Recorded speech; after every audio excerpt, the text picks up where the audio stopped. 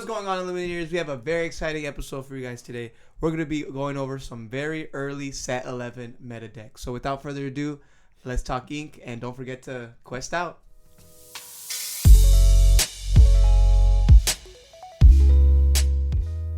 What's up, Illuminators? Welcome to the Quest for 3 podcast, where we talk about all things Lorcana. I'm your host, Luis Araiza, with my co-host, Roberto Lorcana. Damn, bro, we're into Winterspell, bro. We got the new backdrop, everything. We got a new set coming up. I'm super excited. Yeah, dude. On Valentine's Day weekend. My girlfriend's not. They're gonna have fun. I'm gonna have a ton of fun. You play Lorcana and you have a girlfriend? Hey, that's crazy. Man. I show up to the events and they're like, "Hey, what? Your girlfriend?" I think Loki. I think Lorcana might have the most couples in TCGs, and that's fun. I think it's pretty accessible, just being Disney characters. Yeah. So like you and Chris play. Yeah, Chris all the time. Like, let's all go. The time. Power couple. We're the Quest for 3. Quest for 3 power couple. You already know. The Lorcana power couple. No, that's for sure is Sip. Sorry guys, my throat. It's been a lot. It was He's Super a Bowl. cough boy. Super Bowl weekend, yesterday, bro. as of recording today. Yeah. But yeah, bro, Winterspell. Really, for you, before we get into it, what colors do you think are like really gotta upgrade? Like, what are you looking forward to? I think everybody knows Amber got the biggest upgrade. Yeah. And everybody has to be the most excited to play Amber. I mean, I know I am. I'm a big fan of Ruby coming out. You know that. Hey, something I never thought I'd hear you say. Yeah. The biggest Ruby hater of all time, for sure. Ruby's kind of fun. When I first got into Lorcana, Luis gave me all his good Ruby cards because he was like, "I'll never play this color," and I was like, "Perfect." That was you with blue. Yeah, that was me with blue. Yeah. I was like, I'll never ramp. I'll never be interested. Blue in and ramping. yellow. Now look at you. As soon as post rotation happened, I'm ramping. Blue green. It happens. Hey man, it happens. I would say that every single set you should go in with an open mind and to the colors and whatever deck ideas and like plays and lines interest you is like the one that you should focus on and just start playing. And what interests me is Akuramuti. The Angel song, bro. Angel song and playing Angel on one and being able to sing Strength pretty quickly and do some silly pudge stuff. Yeah. Sounds a lot of fun. 3 pudge. 4 pudge. Nah, yeah, but Ruby still be able to, like, now they have some draw mechanics. Can move stuff for free, draw a card. That Elsa card's crazy. So, yeah, bro, you want to just dive into some decks here? Yep. All right. Absolutely. I think without further ado, we're going to start with the most basic decks. We're going to start with this Burple deck. This is by Poisonous. Boo, you guys already know, hey, blue Burple. Yeah, but shout out to Poisonous. Shout out to anybody still on the Blurple grind. I think that they're always just going to be that way, right? Like, yeah. Every single blue has, like, a cult secondary option, and, like, blue steel is, like, a cult. And, like, maybe now Blurple's becoming a cult. Like, a really good one. Oof, because purple cards are just so good. They have all the draw accessibility, and they got Let It Go back. Yeah, they did get Let It Go back. I see that as a 2-of. You still have Into the Unknown. It's still pretty basic Blurple. Like I said, we're only it's a set difference. You still got the Mona. So the new additions, let's just go started with the new additions. You have that new Genie Boost card. It says this character gets +1 lore for each card under him, and he's a boost 1, which is really good. You got the Scrooge McDuck. 3/4/2 on 3. 3/4/2 3/4 or on because 2. Well, 3 still, huh? No, you're still on 3, but on but you the can next boost turn, him immediately. You can boost him immediately. Play a 3-drop if you wanted to. The Scrooge McDuck, because we'll get into the Marshmallow because I love that card. But the Scrooge McDuck, shift 4/4/6, quest for 2. When you play this character, you may put a card from the top of your deck face down under one of your other characters. If you do, those characters gain ward until the start of your next turn. They don't play elephants anymore, or he's not playing elephants in this one, so I'm wondering if like you only use this for Genie, and that's why it's like a kind of like a tech option, like a 2 cost or 2-of. But obviously like he just makes Genie like kind of busted, or like you don't have to pay the boost cost for Ursula now, like Vanessa Ursula. You know what I mean? Because now they're just boosted already because they have a card under them. But like if you read it right, it says and they also put get a card from the top of your deck face down under each. Oh, it says under each of your other characters. Yeah. Okay. Wow. Like you don't pick. Yeah, it's just like pick. Well, like you pick because like you don't need to do it to all your characters. Right? You may put it. You just do it to the ones that like is useful to you. And then they get ward. Cool. But they're on magical maneuvers, right? Like 4 magical maneuvers, 2 magical maneuvers. Yeah, you got 2 magical maneuvers. So you have ways to bounce back those cards. And like then don't forget, even putting an extra card under Cheshire Cat on a turn that you're going to magical maneuvers, or like the next play you're going to magical maneuvers. They're bringing back second star to the right. That's good. Some more card draw. Again, the That's Ursula. Kind of greedy. But, like, I probably since wouldn't you're on fit it. Since you're on so many low uninkables, it's like. But you have like Woodchuck. That's your draw. You got your Genie Dumbo line. Cheshire. I wonder why you don't bring Olaf in here. Oh no, you're already doing it. Yeah, magical maneuvers to bounce back the Cheshire Cat. But let's talk about this big boy. This 5-drop uninkable 5/5 quest for 2 Marshmallow Cranky Climber. Whenever this character quests, each opponent can't ready more than one of their characters at the start of their next turn. As a chonky 5/5 boy, a lot of the times maybe you're gonna want to like use him to hit, and or you go and then Cheshire like his damage away. Yeah. Or you go, you have Marshmallow on, then you go. But Demona. like freezing their characters isn't like terrible at all. But like you go Demona, and then you quested Marshmallow next, and then next, you know what I'm saying? And freeze another one of their another one of their characters. We're on 5 technically, right? I think you're trying to not Demona first on a lot of those matchups though, because then they Demona back and freeze your Demona. Yeah. So but they still can't unless they take care of Marshmallow. It gets tricky. It's very tricky. All right. Well, that's Burple. I mean, like, there's nothing really different to it. You just draw, ramp and draw. They're really good. I'm interested to see if DKP is gonna do something similar to this, or if he's gonna just go 4 let it goes and maybe a couple seconds to the right and just keep on trucking. But this is a pretty fun list. I really like the Genie. I think questing for 4 or 5 or Ward is like really good. I'm building this deck tomorrow. Morgan Shamblin's Pudge controls the weather, lemon lime. Or on I guess the only new card you're getting is Willow. But yeah, and Pudge and Lilo. I just gotta get all my ladies. But yeah, this is everybody's been kind of doom posting about Grandmother Willow. I think mainly because of this deck. Yeah. Dogs is still stupidly good. And I think that we're going into a set of just like insane high rolls, and like everybody's just going to try to do like their broken play. And this is one of those ones that just like is pretty nasty and easy. And they just pull off a lot of characters for free, and then they sing Under the Sea, or they plop down a Chromacon or 2, and they're like, all right, now I'll quest out, and good luck dealing with this fat board. Bounce all your stuff out. I think the addition of Rockstar Stitch is pretty nasty, especially considering you can get a Stitch down for 1 or for free with a Willow or 2 Willows, and then like immediately shift him for only 2. And then play 2 1 costs and draw cards. And draw 2 cards, or he gets really nasty. And he's already a 6 cost, so like him alone shifting on 4 onto your characters, you probably have 2 characters in. You can sing Under the Sea right away. Like gets tricky probably in the mirrors. It's like it really becomes like who Under the Sea is first. Yeah, right? This is where Pudge really fits more in the deck. Yeah, I mean you could just high roll and go Lilo, Pudge on your turn 1, and then on the next turn you're already on Tramp. Find Under the Sea and sing it, or I guess not on turn freaking 2, dude, but potentially shoot if you want to.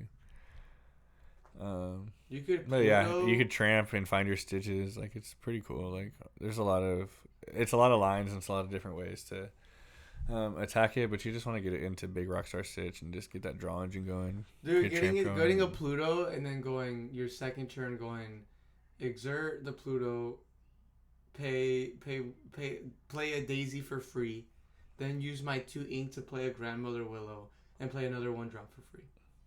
That's actually crazy. And play a Lilo for free, and actually my other 2 cards in my hand are Pudge, so I'm gonna play those 2. And it helps with the lady because now it's easier to get the +1 for the ladies. Do you know what I mean? Oh yeah, so totally. She can quest for 3. Oh, they're not playing for Tramps, because you just play Tramp, simply. But the Stitch 1/3 where you pay 1, and this character gets +1 this turn. It's just like another line to like slow people down. Like you can choose to be like, like this turn actually I'm just gonna give Stitch like I'm gonna make him a 4/3. And just giving you have. But like really, he's just like a shift target. Yeah, just Stitch shift target. Dogs is going to be very prevalent and very nasty, and everybody should get used to it. And you know what I mean? It's going to force potentially blue-green is going to go back to Baymax turn 3 Under the Sea because you're just going to need to do something like that now. Especially this deck is going to be pretty broken. So yeah, be ready I can't wait to play it. Be ready to see it, in your local metas. It's gonna be so good. Shout out to Mo Shamlin. Yeah, shout out to Mo for posting the early list. You already know. So next we got Ruby Amber. This is you, pa. This is pretty similar to what I've been building. I really am obsessed with Ghost of Christmas Present. Not Ghost of Christmas Past. Whatever the ghost is, that's the huge freaking Willy, dude. 7/7. It's present. I think it's present, right? Yeah, it's present. Because Pete is future. Yeah, Pete's future. And Goofy, the ghost of the past, right? Because he's not Goofy. He's Frank Marley. So. Mm-hmm. But so I'm pretty obsessed with the 7/7. But Bambi's the superstar right now of Amber Ruby. So from our last episode, guys, we didn't get through all of the reveals because at the time that was all that was revealed. Brand new reveal here. 3/5 4-drop. During your turn, whenever this character exerts, reveal a number of cards from the top of your deck equal to the number of cards under him. Put all revealed cards in your hand. Put the rest on the bottom of your deck in any order. He's really well statted now because... So they're doing Willow, and personally I've been doing Angel and Akuda Muti just because I'm obsessed with that combo and I'm obsessed with being better on the draw. But I can see how Willow fits. Like Willow, you still get like crazy plays off, and it's just a sitting lantern. So I mean, yeah, dude. She's cool. But even like. If you don't get those plays off, like Mulan, putting down Mulan and then Ruben on 2 and then exerting Ruben to take off the 2 damage of her and you're still getting your 4-drop, there's a ton of ways to get your 4-drop off on 3 and match, you know what I mean? Like ramp decks and stuff like that, which is pretty nice. So even then, like a 3/5 on 3, like that's overstated. Like that's super good. And then the Bambi is whenever it exerts, so it can sing a song, it can attack or quest, and whatever it does in your turn in its action, as long as it's boosted, you're just picking a card off the top of your deck and revealing however many characters, and then it's going into your hand. So it's like a really nice draw engine. But it's only as so you can. But it's as many cards as you've boosted. All right. Yeah. So you can boost once per turn, but like, so that means on your turn 4 on your. If you choose to boost it or you're able to get it boosted, you're always gonna get +1. Because your turn 4, like I don't think it's bad to like boost it and play a Grandmother Willow or something or a Mowgli. On turn 5, you mean? And snipe there. You're saying turn 4 because you can. Turn 4 because you can get it out on 3. Earlier, yeah. Mm-hmm. Yeah, but regardless, Have Diablo in here? No Diablo. No Diablo 2 cost. Just because like you're trying to ramp, right? You're trying to really focus on like that setup, like the pseudo ramp. It's called right? Pseudo ramp. You're trying to pseudo ramp. You're just paying less. You're trying to pay less for your big characters faster. And Bambi's like a really good draw engine. Sarabi, I haven't tested any Sarabi. Sarabi, yeah. Sarabi. But her ability is super good. Exert her chosen character gets -4 until the start of their next turn, so that could be really useful for sure. Yeah. In like pseudo bodyguard steel matchups, pseudo bodyguard, really. Yeah, more or less. Headless when you need him. Headless. I need to test more headless, but like he's still so nasty. Slushy 5/5, especially because like after Ruben has done his job or whatever. Yeah. Horseman comes down and now Ruben can hit for 2. Potentially even get him to 3 because now your Mowgli's a 2/2 or your Bambi's now a 4/5. You know what I mean? You can play Maleficent on 5/6 potentially. That's kind of the stuff that I'm interested in with the Akuda Muti because like anybody can sing it too. Like getting your Minnie Mouse bodyguard. She's a really good target for Ohanamin's family, obviously, just because like she's 0/8 and she gets strength for every damage on her. Yeah. So I mean, like it's really hard to do math and to get her out. unless you can either swing into her and get 5 damage on her, and then like world's criminal mind or whatever, or you can potentially, I don't know, like under the sea her, I guess. But it usually seems like a bad deal. Like she seems like a tough card. I think she could end up being a 4-of for sure, just because like then you can just do all this broken stuff that you're trying to set up with your other characters while like they're trying to figure out how to deal with the 0-8. And then you're like, oh, actually, while you were trying to deal with that 0-8, Ohana means family. I'm going to take off the 5 damage off her and draw 5 cards. Yeah. I would concede. The Rapunzel unlimited effect on an action is pretty good. Yeah. It says all for each damage, right? And yeah, remove all damage from chosen characters. Not up to 3 anymore. For 1 damage. Legendary action. It's probably going to be the expensive card in the set. Yeah, I mean that Scrooge deck was like $30 right now, but I think once people see like how the boost decks are, it won't be so. Yeah, it won't be as much. So expensive. The but this card family is gonna be good expensive, no matter what. Man. It's gonna be for sure. I think it's gonna be a $60 card, $45 card. It'll get a lot of infinity play too. Cause like, oh, you think so? Yeah, because why play Rapunzel when you can just play this and get? Because Rapunzel's a pretty good body. 2-5, right? 1-5. 1-5. Yeah, I guess. Quest for 2. Yeah. And it's whenever she quests as well, right? No, it's when you play her. It's on play. So that's why I'm saying like she's the type of character that you can just kind of wait her out or like go around her, right? Play around her. But yeah, bro, Ruby Amber, bro, it might be it. Remember the last iteration of it was like a racer iteration. They try to make that happen, but now it's gonna be. I mean, Ruby even getting Amber your Mulan down and then the Willow down, and now. And the Reuben or something like that. And, like, they just always have to respect your Mulan because, like, as soon as that shift Mulan comes down and hits for... It's taking 3 characters down. Moving on to one of my favorite color pairings of this set is going to be Ruby Steel locations. You know, this is by Poisonous, but I really want to know why no Elsa Shout out Poisonous again for all of this. Shout out Poisonous, but, like, why no Big Elsa?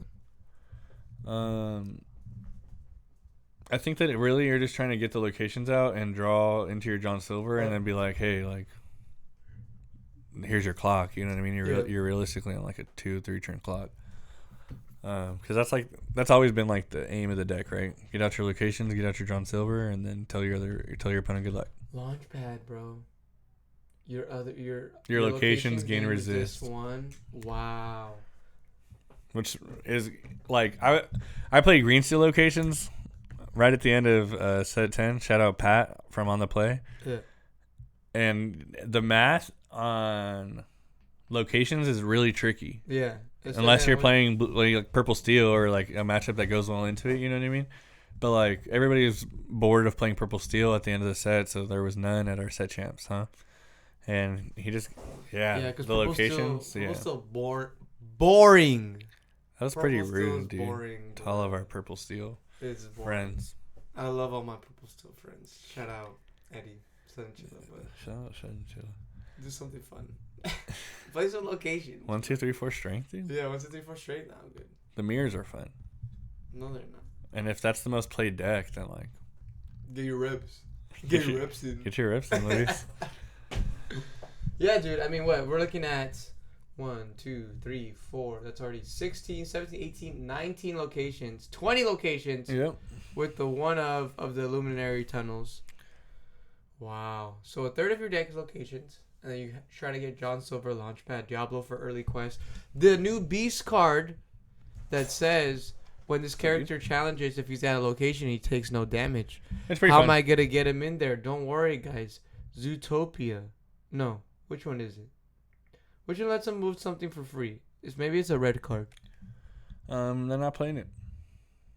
They're not playing it. Are you talking about the green? Are you talking about Goof, maybe? Is it not like you can move it can move a character from here for free? I guess it's the Elsa. Oh, the Raceway? It's like when you play this character, you may pay 2 less for the next location you play this turn. No, I don't think it's Raceway. I swear. It's one of the newer ones. It's a red card, though. I thought it was Sleepy Hollow, but I was wrong. And no strings. There is a lot of card draw in this deck now. That's what a lot of Ruby Steel was worrying about. This doesn't use Medallion Weights because it's not a challenging deck. But you got Winterspell, chosen location of yours can be challenged until the start of your next turn, draw a card. And then get to safety, play a location with cost 3 or less from your discard for free. Then if you have a location named Sleepy Hollow in play, you draw a card. So you're really just trying to get Sleepy Hollow. You're really just trying to get your locations out. And because like blue, a lot of the blue decks, like they're ramping for a lot of turns. The feed of Mutton Fudge helps with the lore about locations. Rush, Diablo, Doc, Elsa. Yeah. I mean, Wasabi. They can get Wasabi. I can't down. even see how much lore these have, but most of them are one lore, right? Locations. Like if we're getting big characters down earlier though, and like they're taking 2-3 turns to put down locations, and I'm just like, smack your location, smack your location, smack your location. Yeah, but after a while, if I get to safety, play one for free, put another one down, like, but then you're just putting body after body after body after body. It gets tough. I think it has legs. I think it'll be a lot of fun to see. It's I mean, a lot of these decks are very high roll decks. Like you just have to get your nuts, and that's for sure. That's location into. You probably don't pay Beast on 2. You go Diablo. You play Elsa, then you play 2 to play location for free. Then turn 4, that's when the game starts. Because you're going John Silver getting him down, or really trying to control, or are you really trying to control the board before you get Silver on? Yeah, I mean you probably have to play the board before you do the. So you go like launch pad, another location, and draw, and then eventually you see him, and then you plop him down, and you're like, hey, did you know this guy has resist 5, quest for 5? 5, yeah. And my locations are resist 1 because of Launchpad. Yeah. Yeah, dude, I'm so excited for Ruby Steel. I think that's the last one of other decks. I think we start talking about our 2 decks that we've been. Dun dun dun dun. We got this Quest for 3 Pudge aggro. This is our rough draft. Yeah, really, Amber really Steel aggro, but with the Pudge twist. The Pudge is really fun. Yeah, you can see. You can just tell by the list. We have a lot of things that we want to do. You know, like Tiana's one of those cards where she doesn't have to be there. I don't think. Then you got Rockstar Stitch, right? Keep the ancient ways, cause that could be Pete. Could you add Pete's song and Pete? You got the new 2-drop Lilo. So yeah, like it's pretty everywhere. And then you want to do the Pudge thing, so it's like it's kind of everywhere. But like we were just looking at like, okay, well, out of all the new cards that are good, like what do we like, what don't we like? So yeah, it's a rough draft. Now that I'm looking at it, it's kind of buns. Little buns, but I still like the Pudge idea. If you do the new Wisdom of the Willow card, 4-drop. Uninkable though, but action, and then whenever your character's quest this turn, you draw a card. That's to refill your hand. That's like a Pudge play. I think that's like the best Pudge play, quote unquote. And then if you wanted like OG for like the aggro deck, the OG aggro deck, then you gotta. I think you still keep Tiana and stuff like that. Just take out the stitches and add Bodyguard and a Pete. Bodyguard and potentially. Pete's, and that's pretty much and then take out Pudge and do Nala. Yeah, I could do that. And then you still have Lilo, though. Because the reason why Lilo's the new Nala is because you can't move damage to it. You can't move damage. It's the new rule. The new rule change. Yeah. The new rule changes came out. And now players cannot be milled. Yeah. And they had to put out a definition of all these different terms for damage. Because it used to be that only taking damage was taking damage, whether it's deal 2 damage or you swing for 2 damage in a fight, in a whatever it's called, in a challenge. Now it's moving damage counters counts as taking damage. But she's the only card in the game that reads in this way. That reads taking damage? Because he says, during each opponent's turn, the first time this character would take damage. And all the other character cards that like have the similar verbiage, they all say, the first time, like our Rapunzel card that we really like to attack. The first time it will be dealt damage. And then same thing for like Hercules. Everybody thought Hercules was broken because of the new rulings, but it's not, because Hercules says can only be dealt damage. Can only be dealt damage. Through challenge. Not like this character only takes damage through challenges. That would be like broken. That means that you couldn't move. You couldn't move damage counters to him. But since it says this character can only be dealt damage, then you can move damage counters to him. It goes around resist. It goes, you know what I mean? Yeah. But this definition, if a card says the next time a character would take damage, then they avoid a Cheshire Cat move or malicious scary, etc. Yeah. A bell move. Talk to me again about this mill change, this mill rule. You can't get milled out. If you mill me out, and then you pass the turn to me, and I go ready, set, draw, and I can't draw, I lose. Right. Now you can still play out your whole turn as long as you have cards in hand. So I go ready, set, or you have a board. Draw, I can't draw, but I'm able to play. Yeah. So then you dime and go to 20 and you win. Okay. Yeah, I don't like that rule. Yeah. It's not a good rule. It's really tough. Everyone said that, like you said. It's really tough for the Amber Steel players in Infinity. It's just like, what's the point of having a mill deck then? There's no milling anymore. No such thing as milling anymore. All those purple red cards that they printed that ever were like, look at the top card of a character's deck, look at the top 3 cards of character's opponent's deck. They're just all useless. It feels like. I don't like. I'm not a big fan of the rule, but we'll see. I don't even have to see. It's a bad rule. Now you just took away. There's no mechanic. There's just no other. We just talked about having more win conditions, and they just took that away. They took away the mill win condition. Yeah. Would I like to see milling win condition be an aggro strat? I don't know. No, I'm not. It's probably more fun. It's way more fun than discard actually. So probably. Yeah. We'll see. But it's like, you changing it to the end of your turn, like ¿Qué tanto cambia? Like, how much does it really change? All right, we're gonna go into our Amber Steel song build. This is also rough draft. But I really think this is. It's pretty fun. This is super way more obsessed with Akud et Emuti. I just like this one because it says Steel song. Okay, get all the singers, get all the songs, and that's the deck. Yeah, and I feel like there's a ton of lines that you can take just to keep playing that mid-range game. I think once you get into your big singers, into Aurora and Ariel and Big Ariel, like those are your 2 questers. Like you just control the board, and then you're like, oh, like also I have a ton of big characters that quest for 2. Like good luck getting into them. Pretty fun. You still have to go 1, 2, 3. You don't necessarily need to go 1, 2, 3, 4 because now we can do Angel on the draw turn 1 and then sing Akuda Muti and get out turn 4 Ariel. You know what I mean? Mm-hmm. Boost Ariel, which you can boost her on the next turn and sing a Thunderbolt or a Strength or whatever and draw an extra card and do those types of things. Or you can immediately shift to Sonic Warrior if you so please and just be like, hey, plot 3/8 on 3. Yeah, I think this is why maybe if we're going to use Akud and Muti, we need more bigger bodies. Because then it'll let us, like, if you get a 3-drop that's going to sing it anyways, or the 2-drop Troubadour, you need more 4-drops, more 5-drops. But even then, like, even like on the play, going Aurora,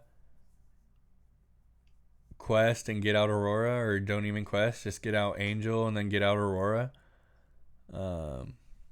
You can either from there are on curve for 1, 2, 3, 4 strength on the play, which is, you know what I mean, still strong obviously. Mm-hmm. Like it's just still the play on the play. Or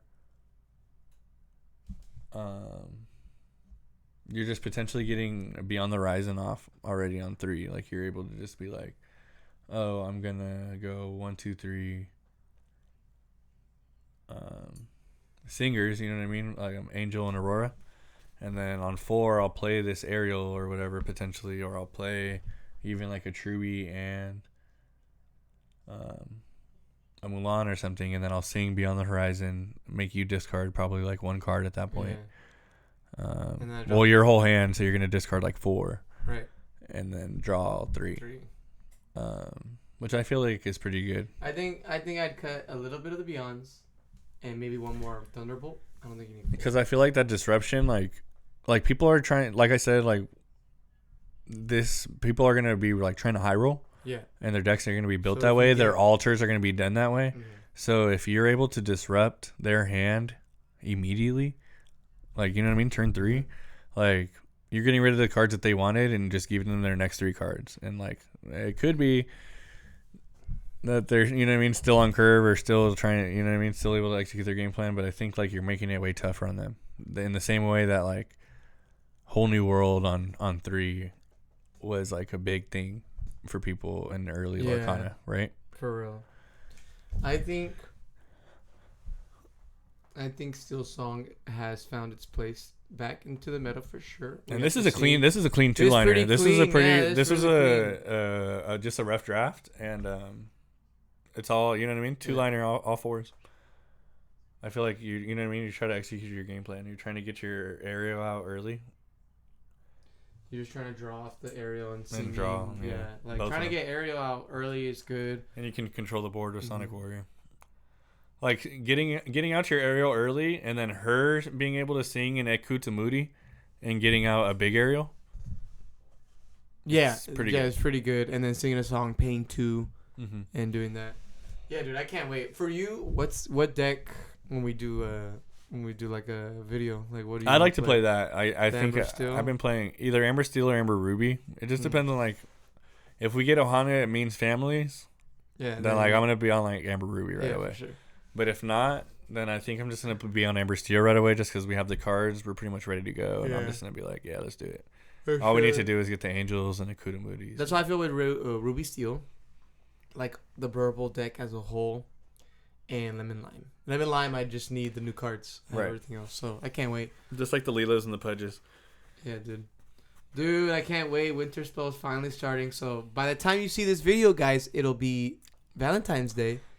And the cards will be out, so don't forget. And don't forget to comment what is your chase card for this set, guys. Oh, please let us know how your release weekend goes, too, and how your sealed goes, because I'm really excited to play sealed with these new sealed packs, these new limited packs that Ravensburger sent out to the game stores.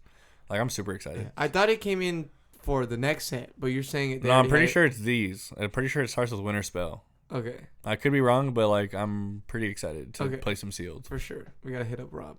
Yeah, no doubt. Yeah. All right, guys. Well, that's a pod for us. I know very short pod, but you know, just the start of the new meta. We can't wait for Winterspell. Can't wait to play more Lorcana. And so, yeah, guys, that's the pod. Thank you guys for talking ink with us. Don't forget to like, comment, subscribe, and quest out.